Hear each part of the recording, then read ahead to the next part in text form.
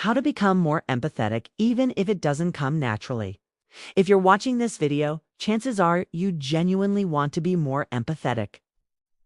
You may have noticed that sometimes you miss emotional cues, say things that come across as blunt, or struggle to connect with how others feel. This video is not about judging or changing who you are. It's about developing a skill, one that can be learned, practiced, and strengthened. Empathy is not a personality trait you either have or don't have. It is a capacity that grows with awareness. Redefining empathy. Empathy does not mean feeling everything others feel.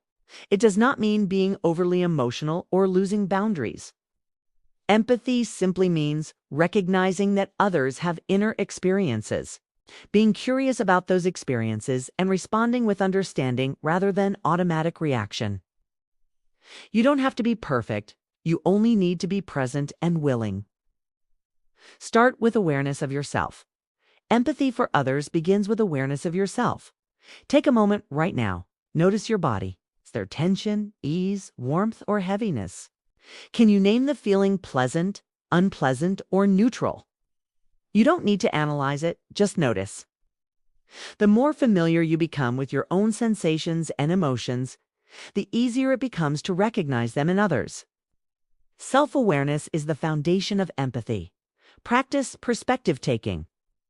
Empathy grows when you shift from judging to wondering. When someone behaves in a way you don't like, pause and ask yourself, what might they be feeling right now? What could be going on beneath the surface? What might they be needing? You don't need to agree with them. You're simply learning to see the world from more than one angle. This mental shift alone can soften reactions and deepen connection. Learn through stories. Stories are powerful empathy trainers.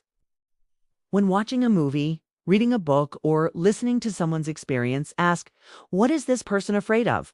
What do they care about most? What would it feel like to be in their situation? You're not just consuming a story, you're exercising your empathy muscle.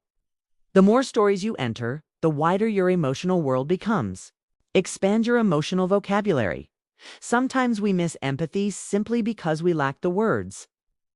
Practice naming emotions both in yourself and others. Frustrated, disappointed, anxious, hurt, overwhelmed, lonely.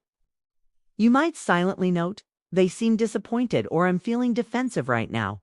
When emotions are named, they become clearer and easier to respond to skillfully. Understand the benefits of empathy.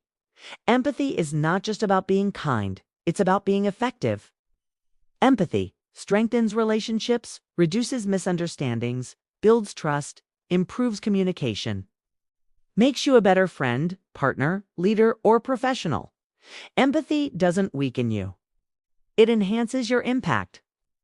Let action lead the way. You don't have to feel empathetic to act empathetically. Try simple practices. Listen without planning your reply. Reflect back what you hear. So you felt ignored when that happened. Pause before responding, even for a few seconds. Often, empathy follows behavior, not the other way around. Practice self-compassion. You will get it wrong sometimes. That's part of learning. When you miss a cue or react poorly, acknowledge it, reflect, learn. Be as kind to yourself as you are trying to be toward others. Empathy grows best in a climate of patience, not self-criticism. Becoming more human. Empathy is a journey, not a destination. Each moment of awareness, curiosity, and listening brings you closer to others and to yourself. By choosing to understand rather than react, you are choosing a more connected, more human way of being.